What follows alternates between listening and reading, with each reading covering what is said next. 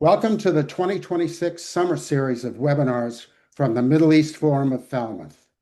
I'm Andrew Davis, president of the organization. For those of you new to the forum, we're a 501c3 nonprofit run 100% by volunteers, founded in 2006.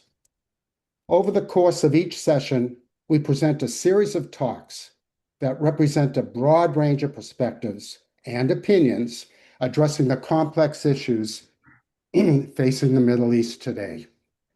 Via the electromagnetic wonders of the internet, we now have both speakers and audience members scattered across the globe.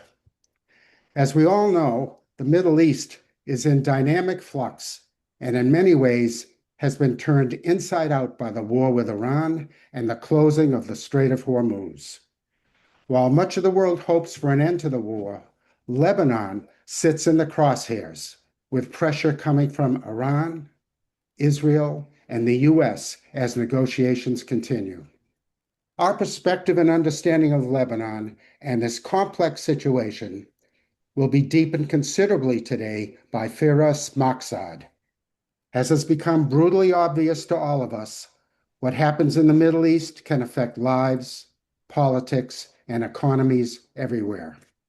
I'll now turn the program over to my colleague Alan Taylor to introduce today's presenter, Firas Maqsad, and to moderate the Q&A sessions. Please, in the audience, use the Q&A windows at any time during the talk. Do not use the chat window. Over to you, Alan. Thank you, Andrew. It's a pleasure to be with all of you today and to have Firas Maqsad. Firas Maqsad is the Managing Director of the Middle East and North Africa practice at Eurasia Group. He oversees the team covering the region's geopolitics and macroeconomics and the U.S. foreign policy toward that part of the world. Firas is a recognized expert on the politics of Lebanon and Syria, the geopolitics of the GCC, the Gulf Cooperation Council, and the broader dynamics of the Middle East. Prior to joining the Eurasia Group, Firas was a senior director and senior fellow at the Middle East Institute, a leading Washington-based think tank. He also managed his own boutique political consulting firm and has been an adjunct professor at George Washington University's Elliott School for International Affairs. Firas's writings have appeared in leading publications such as the Washington Post, the Wall Street Journal, Foreign Policy, Foreign Affairs, the Jewish Forward, and the Los Angeles Times, and many others. He frequently offers expert commentary on U.S. politics and the Middle East for global news networks, including CNN, BBC, CNBC, and Bloomberg, and others. And he just mentioned that he's also consulted by governments. So we're just delighted and so grateful that you're making the time to be with us today. Now I turn the microphone to Firas Maqsad. Thank you so much. Alan, Andrew, thank you. It's a pleasure to be with you this evening, and thank you for everybody who's tuned in here. It's a pleasure to be with everyone. Lebanon is a complicated country in a complicated region, so I will do my best here to break things down and explain the current dynamics as I understand them. And I thought a good place to start, perhaps, is with a bit of history, how Lebanon, modern Lebanon, came to be, and then run you through very quickly into modern dynamics. I would start by talking about October 7th, the fallout from Hamas's attacks, how that sucked Lebanon in and why, get to the current conflict with Iran and the implications for Lebanon via Hezbollah, which is an Iranian trained and equipped and funded organization in Lebanon.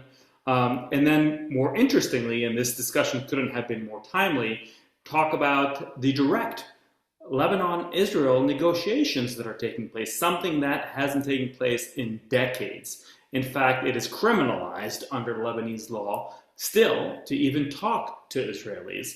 And then the announcement of a landmark agreement just this Friday, which Lebanese politics and politicians have been very busy over the weekend, debating and arguing and even threatening as a result of this announced agreement. So let's get going. And again, I will make some remarks. I'll try to keep them limited to some 15 or 20 minutes, maybe a bit longer. I don't want to put all of you to sleep. But then look forward for a very robust Q&A, hopefully, and we can carry the discussion forward. Modern day Lebanon came together over a period of several centuries, but really most historians kind of point toward the 11th century for the current communal makeup of the country have become coming together in a significant way. Lebanon is a patchwork, even though it's a country of some 5 million, maybe 6 million people at this point, so relatively small. But it's a patchwork of at least 18 different officially recognized communities. They are Christians and Muslims. They are Orthodox, Protestants, Catholics, Armenians. They are also Sunnis and Shias and Druze. There's a small, very small, almost non-existent Jewish community that had played a larger role in the past too. And that communal makeup of the country really came together in the 11th century. And that's because that part of the world on the Eastern Mediterranean was historically a border area between competing empires. And that really colored the communal makeup and the population of that part of the world, what used to be called the Mount Lebanon, because it's a mountainous geography, a mountain chain that runs right along the Eastern Mediterranean between modern-day Turkey to the north and Israel, which many are familiar with, to the south. And so whether it was the Romans or the Persians, or at a later time it was the Ottomans and the Fatimids, and then the Crusaders that came in just around that time in the 11th century, those are the political and historical dynamics that created the tapestry of what is the Lebanese population today. The hardware of Lebanon, the first sort of a marker along the way of a political entity, was a principality that was established under Ottoman rule, but where a prince, a Lebanese prince, a Druze at the time, was able to expand his control from being simply a tax farmer on behalf of the Ottoman Empire, thereby levying taxes on the local population and paying it up to the Sultan of the Ottomans, to actually having much more influence and control and expanding his sphere of influence. And he did that by establishing contacts and alliances with European states. It is the inescapable geography of a country that has access to the Mediterranean, that there are Western influences. And Lebanon is perhaps the most Westernized and Western-oriented country in the Arab-speaking Middle East. Long history of connections there. So that prince very much relied on his alliances and contacts, and the Italian city-states at the time, particularly Venice, played a key role in trying to undermine the Ottoman Empire by propping up that Lebanese prince and the Lebanese principality. So much so, and I'll leave you here with an anecdote without spending too much time on this, but currently today in the Lebanese Arabic vernacular, still the word for Venice and the word for rifle remain one and the same. And that's because at that time, all the rifles used to originate from Venice to help fight the Ottomans and establish an autonomous rule for the Principality of Lebanon under Ottoman times. So if the hardware began in the 16th century with the Principality of Mount Lebanon, the software of modern-day Lebanon, the political system, began to take place under, the autonomy that was established for Lebanon under the Ottoman Empire in the 19th century, so in the 1840s. And at the time, Lebanon was not always a place, a geography that was governed by competing communal groups based on background, the ethnic and religious background of that community. It was actually run more like a feudal system where there was cross-communal cooperation amongst the elites, the moneyed elites, the tax farmers, and where the serfs were comprised of very different religions. So it was not organized on religious and communal basis. What happened in the 19th century is the import of influences again from Europe, and here in particular I'm referencing to ethno-nationalism. And ethno-nationalism was manipulated and used particularly by the British first to again undermine the Ottoman Empire And so politics began to be organized on communal lines, Muslim versus Christian, Maronites versus Orthodox. And you started to have a quota system in the Mount Lebanon area that afterwards, in 1920, after World War I, the French created modern-day Lebanon, what is referred to in the Lebanese political lexicon as Greater Lebanon. They expanded the zone of autonomy in Mount Lebanon. You had a political system that was based on religious background. And so for those who don't know, Lebanon is the only Arab country that by constitution, by law, always has a Christian president. Has to. And the prime minister is always a Sunni Muslim. And the speaker of parliament is always a Shia Muslim. Every position in the government is dictated through a formula, a communal formula, where you are allocated a ministry or a parliamentary seat based on your communal and ethnic background, whether you're Armenian or you're Protestant or you're a Druze or you are a Maronite, and so on and so forth. So this is the background of what modern Lebanon looks like and how it got to be. Because of the ethno-nationalism and the quota system in the country, that makes Lebanon very vulnerable to outside interference and influence. Essentially, these communities have a long history, decades, maybe centuries long, of aligning themselves with foreign powers to get ahead in Lebanese politics. So it used to be that the Christians were the most closely aligned with the French in particular, but the Europeans more broadly. The Sunni Muslims were more closely affiliated with Arab nationalism. They felt an affinity to other Arab Sunni, majority Sunni countries. And you might remember Arab nationalism in the form of Egypt's Abdel Nasser in the 50s and 60s. And the Sunnis were very much aligned with that movement, and even with Palestinian nationalism later on against Israel, and where the Christians were absolutely not and felt no connection to the Arab or to the Palestinian cause. And then now more recently, the Shias of Lebanon, Muslims, are much more aligned and connected, and some would say with Hezbollah, beholden to Iran because of the patronage that the Islamic Republic of Iran provides Hezbollah in Lebanon and that community. Everything from weapons to training to social services, clinics, hospital systems, schools, Boy Scouts. That's how they start them out. And so again, that communal tapestry of Lebanon is highly susceptible to regional influences, and that's what makes things so unstable. Lebanon having been in a major civil war from 1975 until 1990. Now let's fast forward to the modern era and talk about October 7th and the fallout from October 7th. Obviously, it was a horrific attack carried out by Hamas against Israel, one with regional dimensions. And folks like I who do this for a living immediately recognized on the day of October 7th that this meant that there was going to be a lengthy war that's going to suck in much of the region. And Lebanon was exhibit A of the most likely contender to be sucked into that war. And surely enough, it didn't take long for Hezbollah to open fire across the Israeli border and to join what they declared to be a war in support of their brothers in Gaza.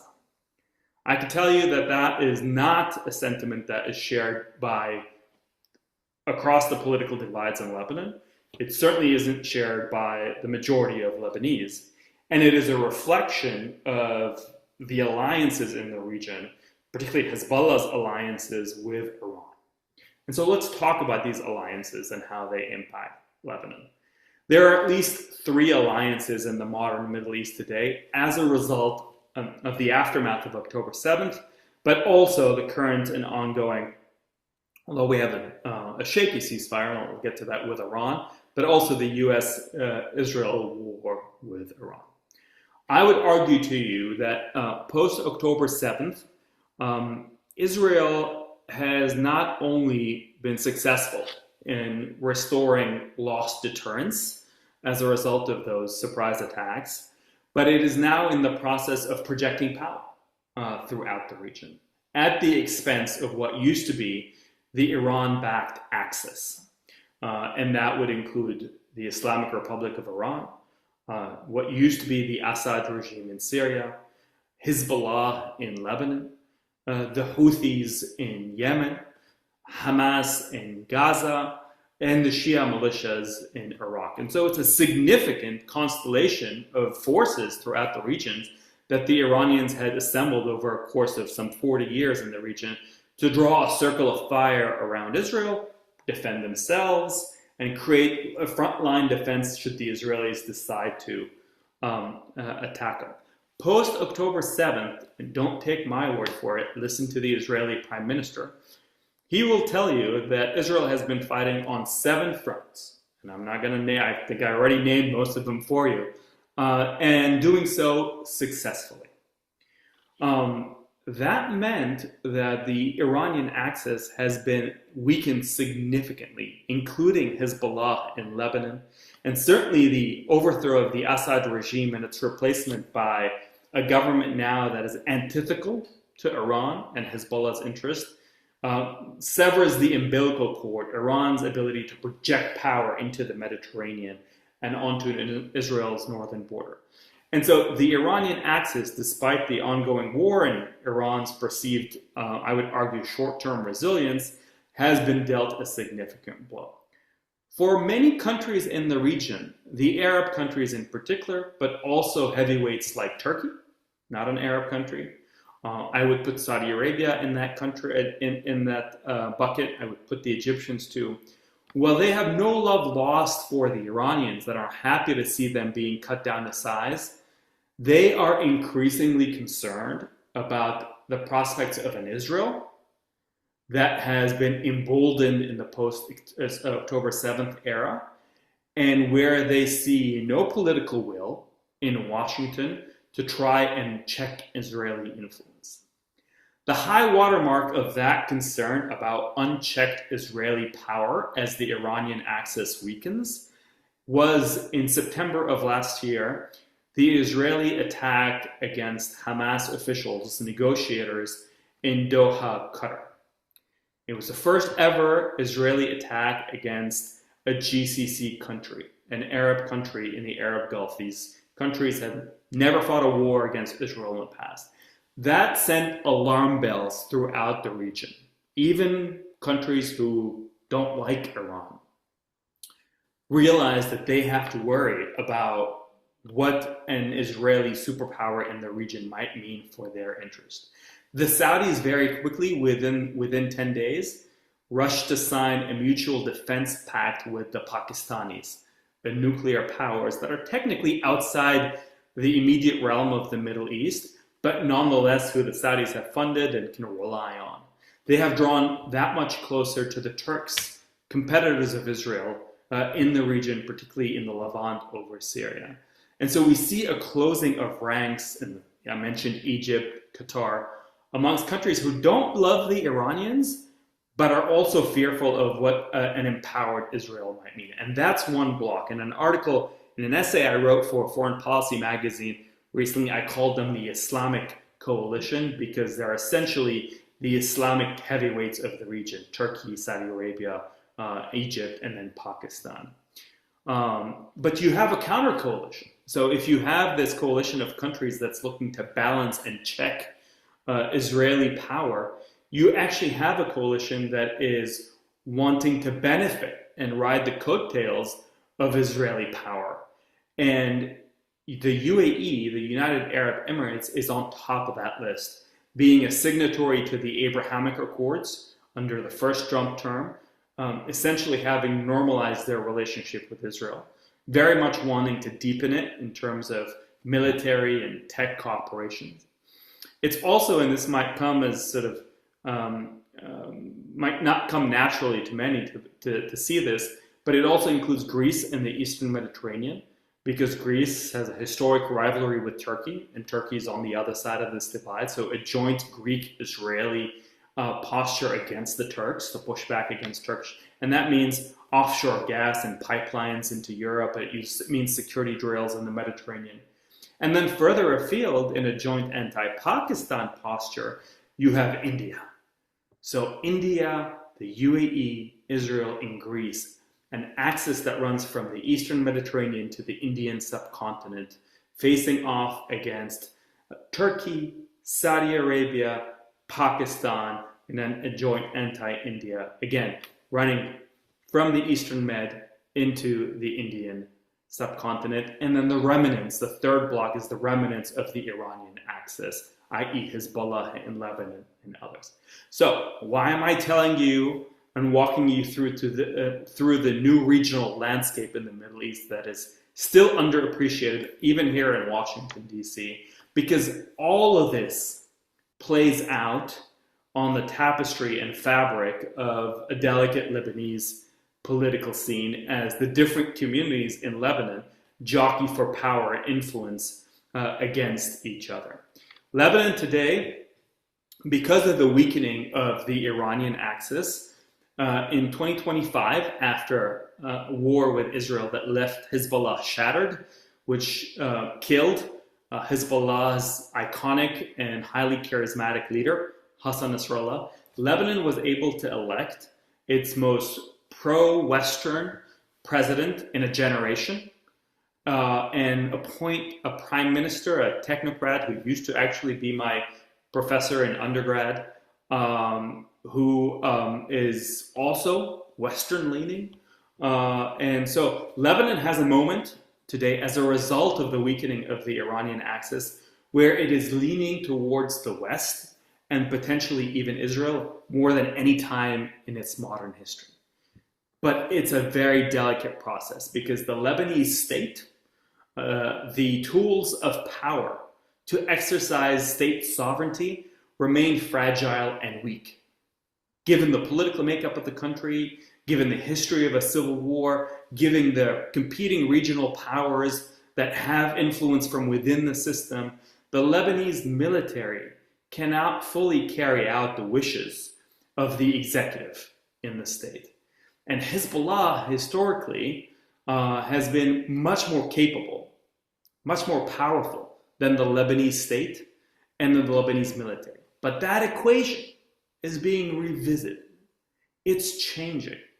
And we were talking off air before we went live, Andrew Allen and I, about how I grew up in a Lebanon where it was unthinkable to communicate to an Israeli.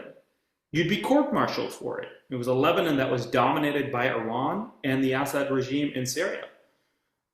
To fast-forwarding to where we are today, where you have direct Lebanese-Israeli negotiations under U.S. direction here in Washington, D.C., culminating just this Friday in the announcement of an agreement between the two countries that would create a framework for Israeli withdrawal from South Lebanon.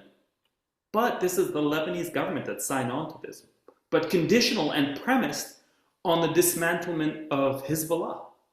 Something that I would argue to you is unlikely to happen anytime soon. The balance of power hasn't shifted, not at the regional level and not at the local level in Lebanon. It hasn't shifted to the degree that the Lebanese state can enforce this.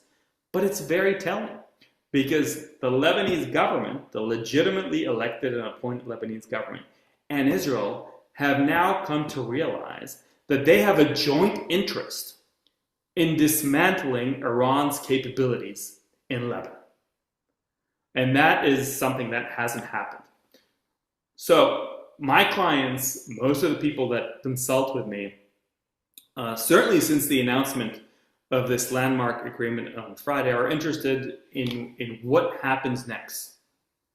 Well, I think what happens next is going to be, again, not surprisingly to many of you, given what I've just said, going to be a reflection of the regional tug of war and the balance of power amongst these three competing blocs that I mentioned.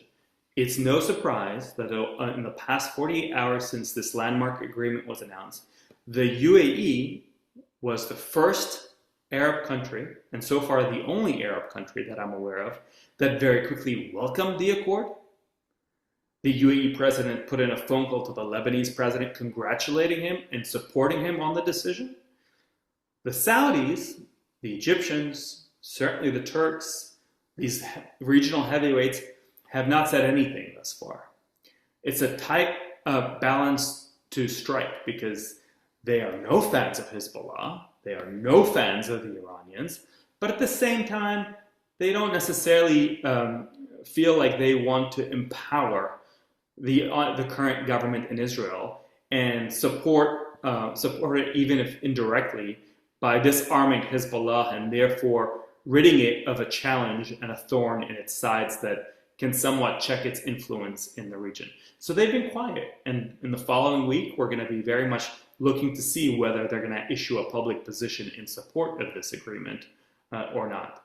Obviously, the Iran and Hezbollah and all the allies in the region are up in arms, claiming that the Lebanese government has committed treachery by signing on with the enemy, and essentially, as they see it, legitimizing Israeli occupation, continued Israeli occupation of southern Lebanon until a Lebanese organization and the Lebanese, they see it, Shia community, because Hezbollah, whether we like it or not, represents the majority of the Shia community, until they are disarmed and rid of their weapons. Essentially, the Lebanese government, as they see it, has sanctioned continued Israeli occupation. So it's a very delicate political situation, but the way that I want to tie this to all of you with the situation in Iran, because Iran is obviously the main power behind Hezbollah, if we continue to have a US-Israel ceasefire with Iran that holds, even though we anticipate that it will be a shaky ceasefire, we see in the past couple of days continued fire in the straits back and forth, you will probably have in Lebanon, in a very similar situation that mirrors the regional construct, fire between Hezbollah and Israel, and it will be relatively contained to South Lebanon. Hezbollah will claim that it is fighting occupation, and therefore it would help, provided with a raison d'etre, it would help it legitimize its hold on to weapons. It will provide Iran with a point of leverage, a continued leverage to pressure Israel with. And the Lebanese state, in its current balance of power, will be incapable of enforcing any agreement to dismantle the organization. And that will be the status quo that prevails. If you get to a place, however, between the US and Israel and Iran, where the ceasefire collapses entirely, you will see a much more significant blowout in southern Lebanon, where Hezbollah directs its fire not only against Israeli military presence in southern Lebanon, but will begin to attack northern Israel again proper, which is a pressure cooker for the Israeli prime minister in an election year. The Israeli parliamentary elections, the Knesset, are due in October. Israel will also then expand its fire to include southern Beirut, which is Hezbollah's stronghold on the edge of the Lebanese capital.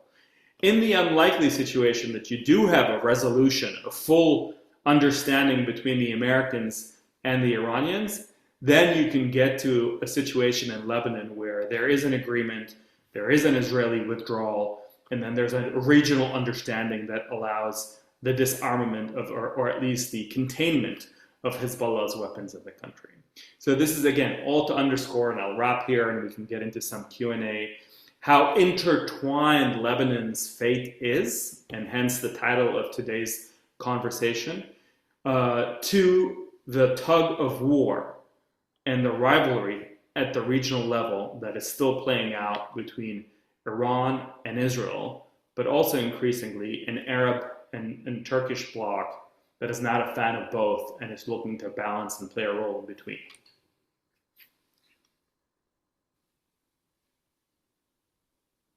Alan, over to you. Andrew, Could I take the floor for a second?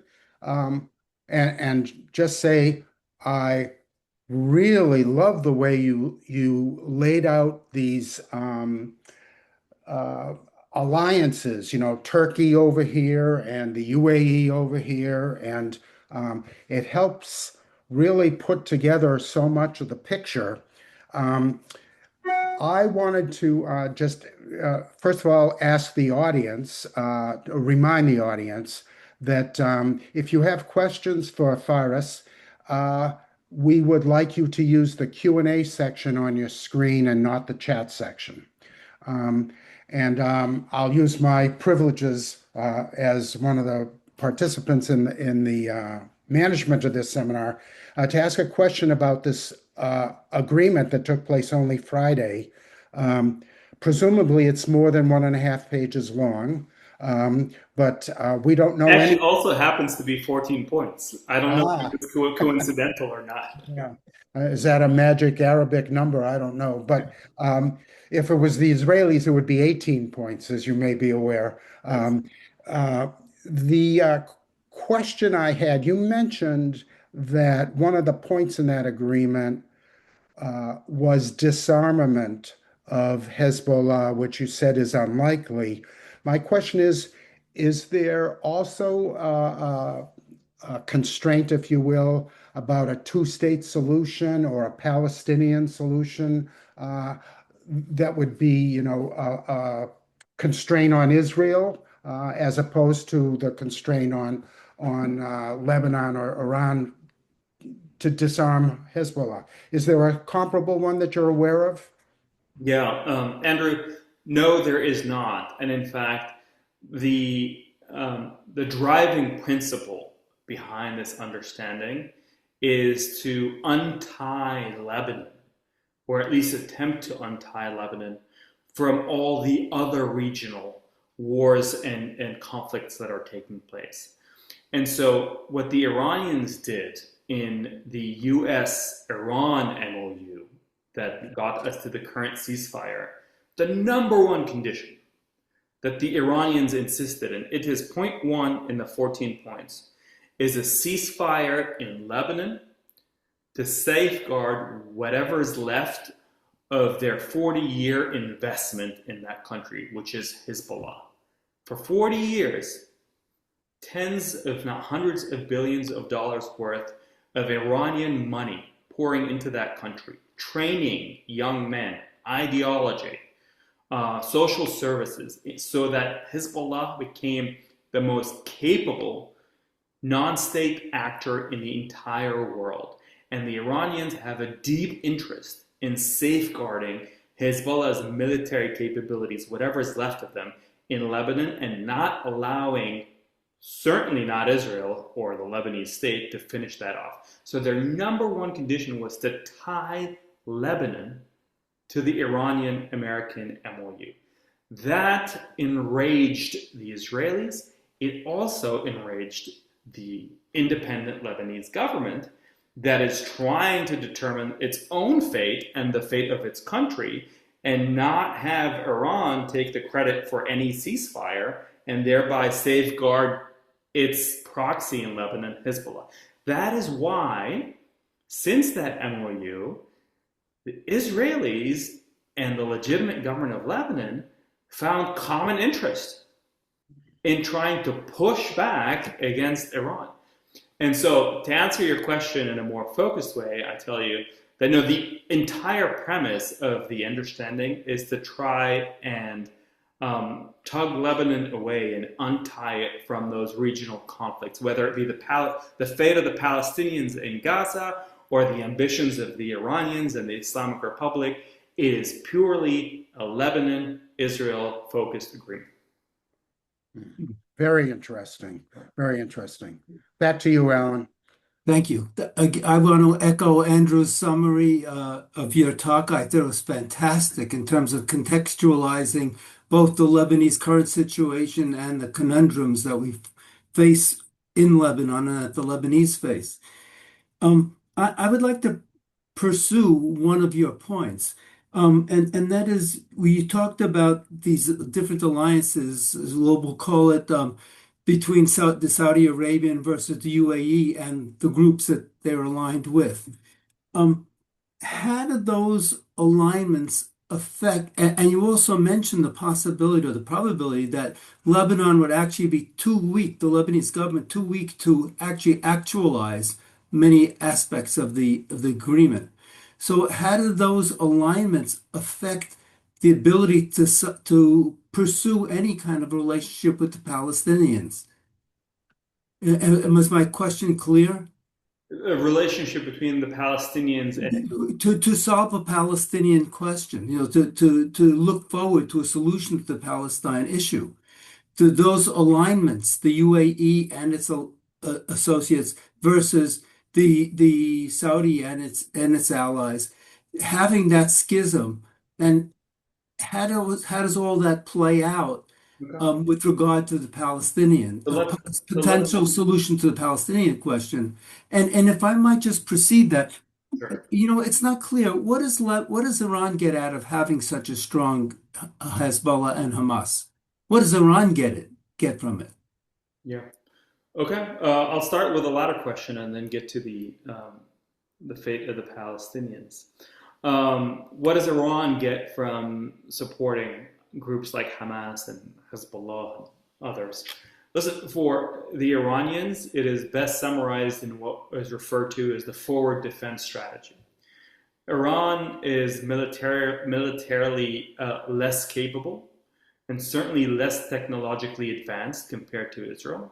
And so it is a country that utilizes asymmetric warfare, proxy warfare, in defense of its interests to undermine any Israeli threats to the longevity and security of the Islamic Republic, the regime in power in Iran. And so this forward defense strategy, taking the war to Israel's borders before the war reaches Iran's border. I mean, that's the sea change that happened since October 7th. The first time ever, I mean, in all the history of Israeli-Iranian rivalry since the establishment of the Islamic Republic in 79, they've never fought a war.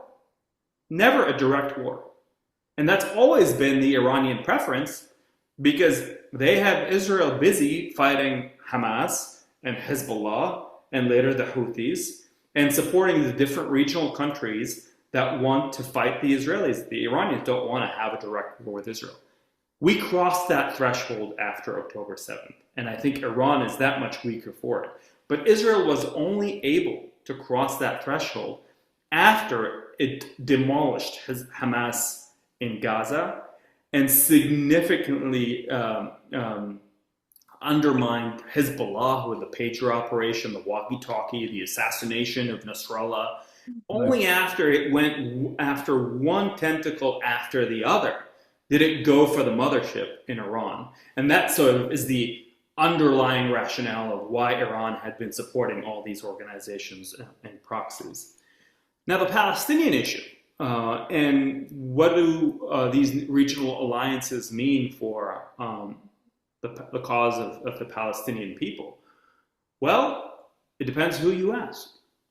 You have a significant camp amongst the Arabs who honestly don't want their interests to be subservient to the cause of the Palestinians. They've had enough. They've had decades and decades of conflict that put the interest of the Palestinian people first, a legitimate cause nonetheless in the eyes of most Arabs and Muslims. But in the hierarchy of priorities, the interest of their country, their families, comes first. And so the UAE, for example, and there are many Lebanese, to bring this back to Lebanon, there are many Lebanese, the majority of Lebanese, I would argue, Lebanon having paid a very high price for supporting the PLO in the 60s and 70s, and essentially then having Israel and the PLO, the Palestinians, fight it over the Lebanese battlefield. The Lebanese have problems of their own divisions, but the civil war was very much animated by a Palestinian-Israeli fight over Lebanese territory. So the majority of Lebanese who don't want their fate coming second to that of the Palestinian cause. There are other Arabs who feel the same way. And essentially, the UAE, by signing on to these Abrahamic Accords, a warm peace treaty with the Israelis, is essentially saying, well, the UAE comes first. our interest, our investments, our need to attract FDI, our need for Israeli tech, and long-term stability comes first before being part of any effort to fight a war against Israel. The UAE can afford to do that because the UAE has a relatively small population and a very powerful centralized state. There are other countries in the region where they have a much bigger population and they're more conservative, and they simply cannot play that role with Israel. And I'm talking here primarily about Saudi Arabia, but also about Egypt. Okay? The population of Saudi Arabia is some 35, 36 million people, where the UAE has a local population of maybe 300,000. There's real public opinion in Saudi Arabia, and it comes from a historically very conservative background. Now, the current crown prince has done a lot of reforms, and he's opened up the country, and he's allowed women to drive, but they're starting from a very low benchmark. They cannot sign on to a normalization process with the Israelis without first securing Palestinian rights and a Palestinian pathway towards self-determination. Call it a state, call it whatever you want. Saudi Arabia simply cannot sign on to a peace with the Israelis without something for the Palestinians. It is not popular amongst its people. It's also not popular on the international stage. Saudi Arabia prides itself as being the custodian of the two holy mosques, Mecca and Medina. And they worry about being outflanked by other Islamic powers, Pakistan, Turkey, Indonesia, the most populous Islamic country in the world. If they go and sign a peace treaty with the Israelis, that includes nothing for the Palestinians. So they're simply incapable of positioning themselves the way that the Emiratis, the UAE has, or others. And that's why on the issue of the Palestinian cause, well, it depends who you ask. There are multiplicities of opinions and policies in the region on the issue of Palestine. By and large, Arabs feel a connection to the Palestinian cause. They feel like the Palestinians have been done injustice. This is not to say that the Palestinian leadership over the past decade isn't guilty of many of the decisions that they have made. But there are also a lot of Arabs who don't want their cause and interests to be subservient to that of Palestine. Mm-hmm. Well, thank you so much. Wonderful answer. Now I'm going to go to a simple question from Ed Haddad. Is the Christian-Muslim balance in the Lebanese government still in existence? If Muslims dominate, how can peace with Israel happen? Yeah. So when Lebanon in its modern form as a nation state was established in 1920, Greater Lebanon, it was a majority Christian country. And that's why you had and continue to have a Christian president. After the Civil War and the accords that ended that conflict, the Lebanese political system was reset to a 50-50 balance. It used to be majority controlled by the Christians. So today, even though there is no official census in the country, most estimates put the population at about 30%, give or take, Christian, 30%, give or take, Sunni Muslim, and 30%, give or take, Shia Muslim. And so when you take it all together, it's some 60%, give or take, Muslim, some 35 or so percent Christians. But in terms of political relevance, the Muslims are not. They have very different views of where they want to see the country. And so the Sunnis have a very negative relationship with Iran and increasingly want a peace settlement with the Israelis. It's not just the Christians that want a peace settlement. That had historically been the case, but increasingly that's not the case. And there are even some Shias who are sick of wars and their villages being destroyed time and again on behalf of Palestine, on behalf of Iran and the Islamic Republic, who also would like to see some kind of a settlement that ends wars with the Israelis.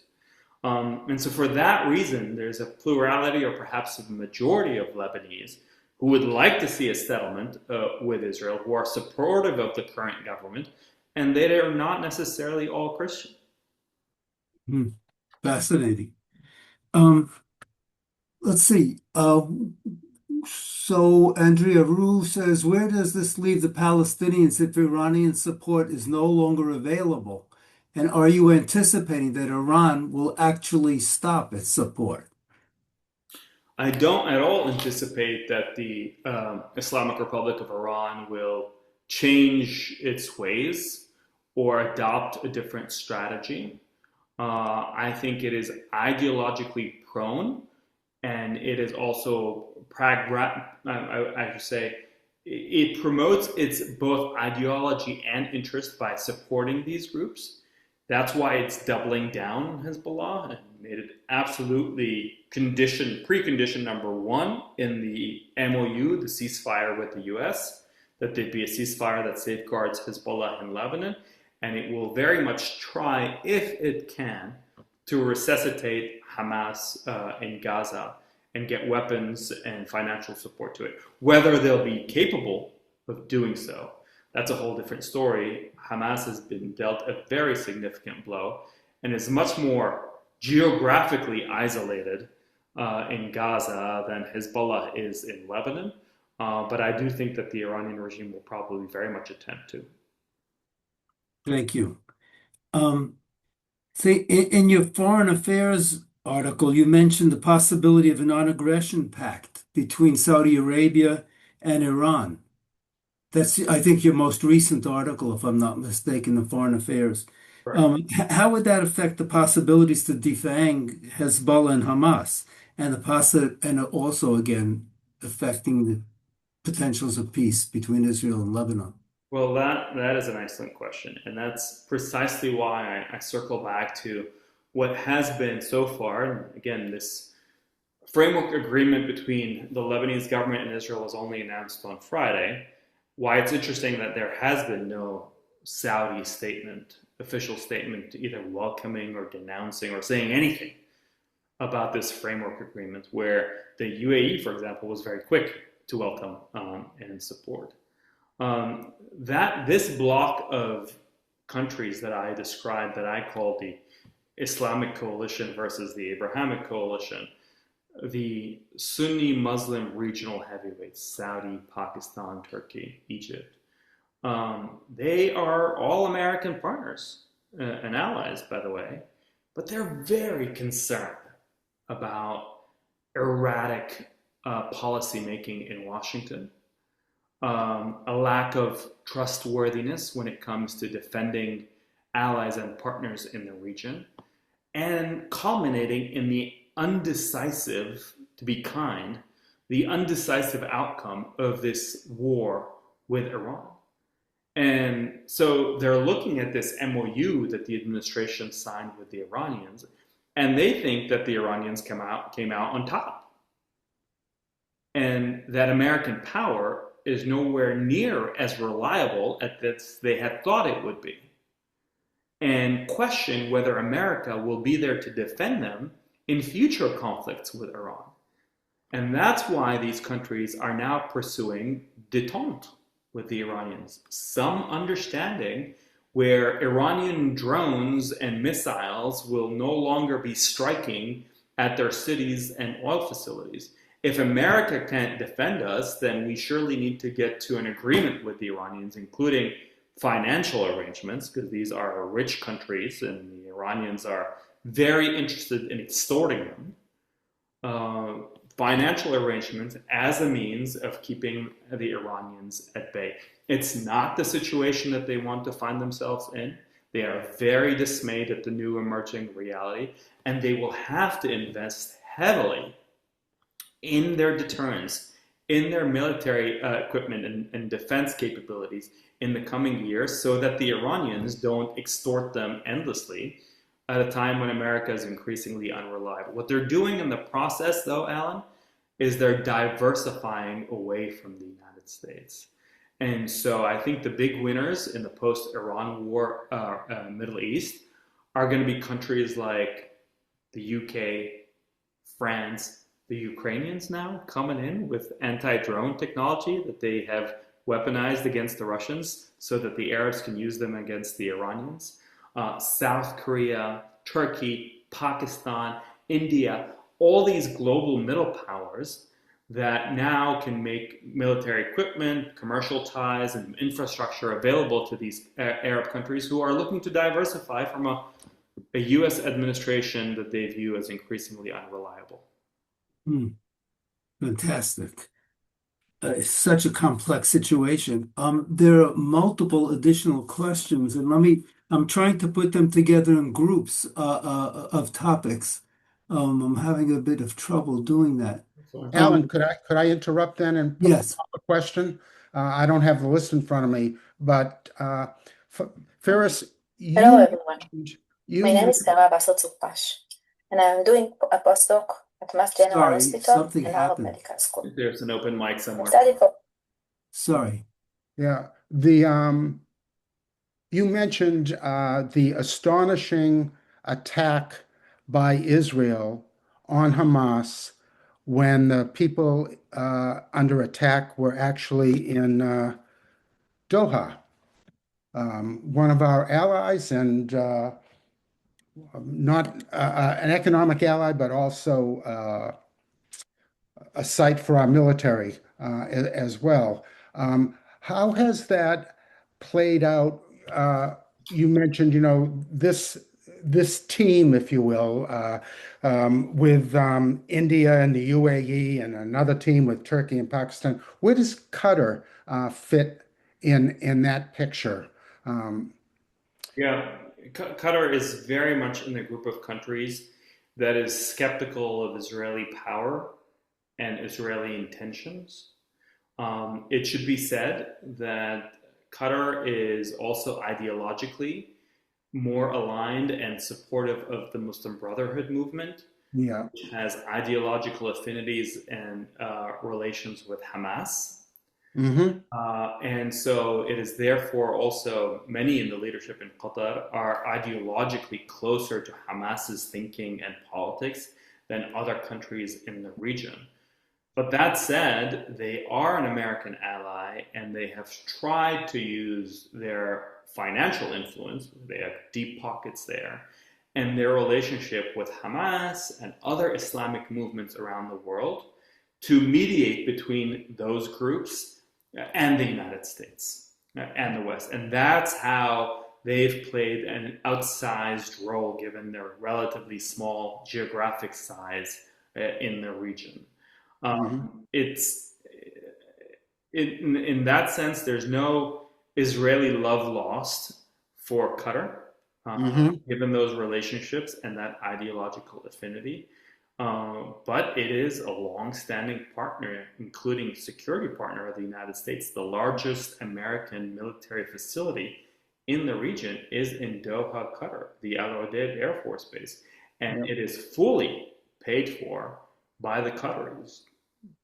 Tens, if not hundreds of billions of dollars that the Qataris invest into that American military base. And of course, purchases of American military equipment and so on and so forth. So it was a shock that Israel can strike at an American ally where there is a huge American military presence, and the U.S. didn't bat an eye and didn't help defend or give a warning of the incoming. And that's what sent alarm bells and again questions about the reliability of American security assurances to these Gulf countries. Back to you, Alan. Have we had time? Thank you. Time for one more question? Well, I'm going to make it two, if it's okay with Firas. Go for it. One, I would like to read one, which I think you've largely addressed already. It says, historically, Lebanon has seen competing spheres of influence among the GCC states, particularly between Qatar and Saudi Arabia. Today, Saudi Arabia appears more restrained in its engagement with Lebanon compared to previous decades. And I think you've touched on this a bit. To what extent is this relative silence linked to Ridda's broader regional priorities, particularly normalization with Israel and its insistence on credible progress toward a Palestinian statehood? And I think you've touched on this a bit too, but maybe you want to put these together. And finally, how might this reshape the balance of influence in Lebanon going forward? I think it's an interesting question, trying to fit those together. Yeah, happy to. And I think the person who asked that question is absolutely right.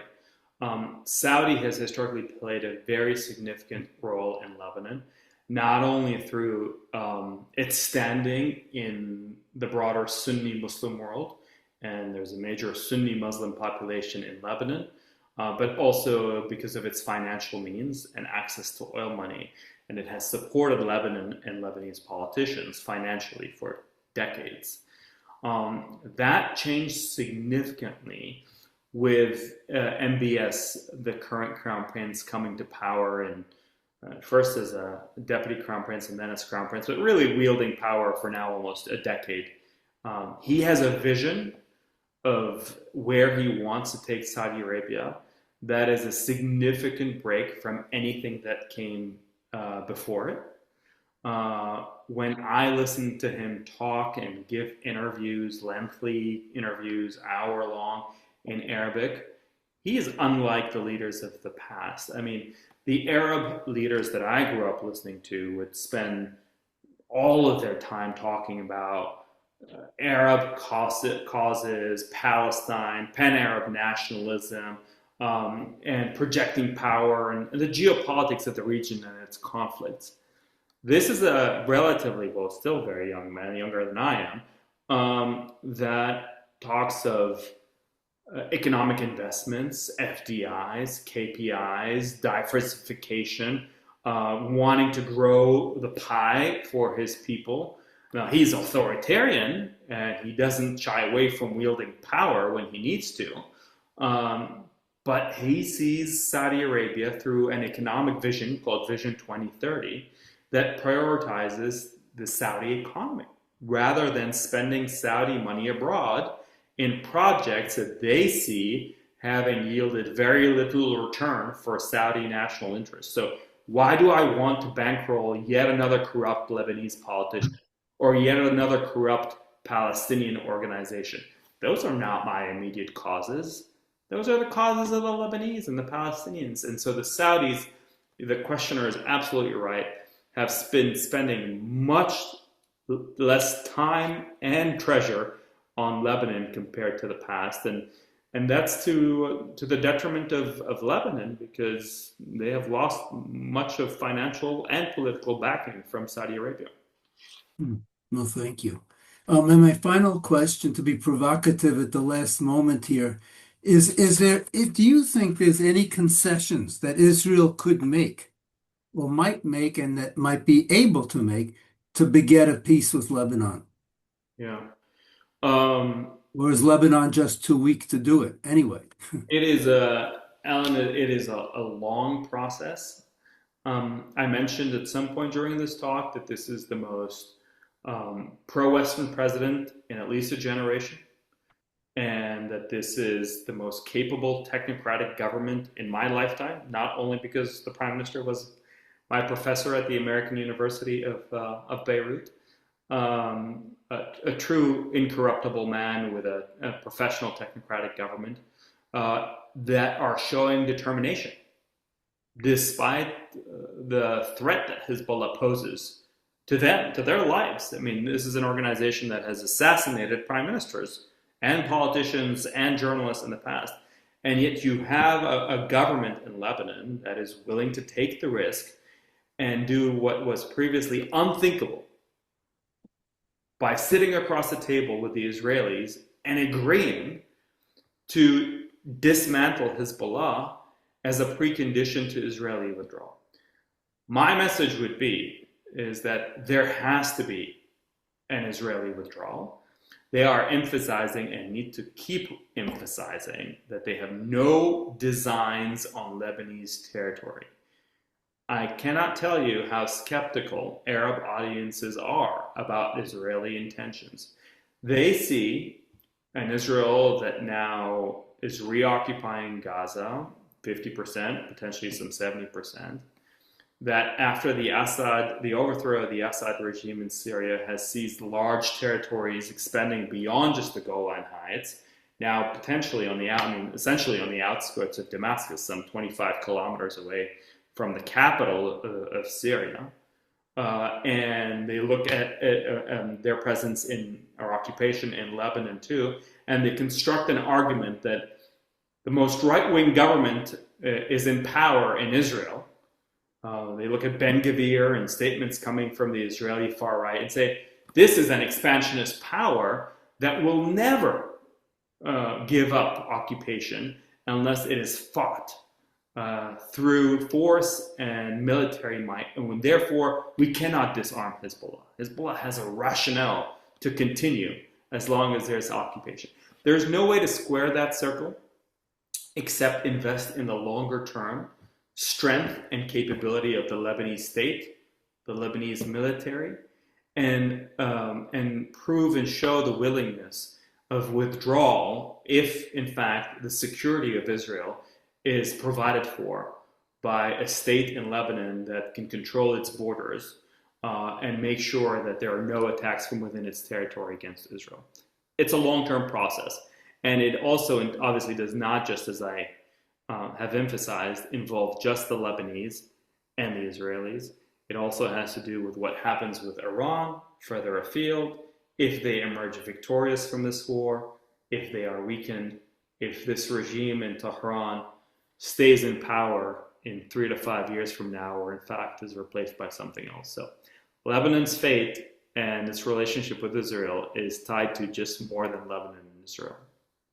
Right. Thank you so much. Back to you, Andrew. Okay.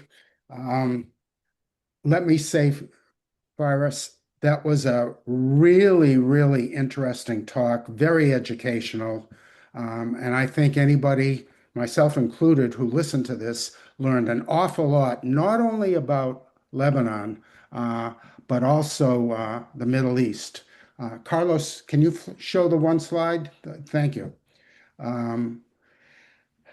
Very good. So, and by the way, this is a perfect lead-in to our next webinar. And Faris, I hope you'll be able to join us for the talk on What Now? Israel's Path Forward, which is just where you ended on the last Q&A session there, talking about how people can move forward. The speaker is a senior fellow at the Foundation for the Defense of Democracies. He's also a former commander in the Israeli Defense Forces. So please join us next time. I want you to note on the slide that next week's presentation will be at 1 o'clock in the afternoon, since the speaker's coming in from Israel, I believe. Certainly he's in the Middle East. And lastly, thank you for joining us. And you can read more about us at MEFF.world.com or feedback at Infomeff.world@gmail.com. We are a 501c3, and your donations, as I say on public broadcasting, viewers like you, your donations allow us to provide these free and open lectures. And with that, once again, thank you to Faris, and we hope to see you next week. Thank you and have a good night.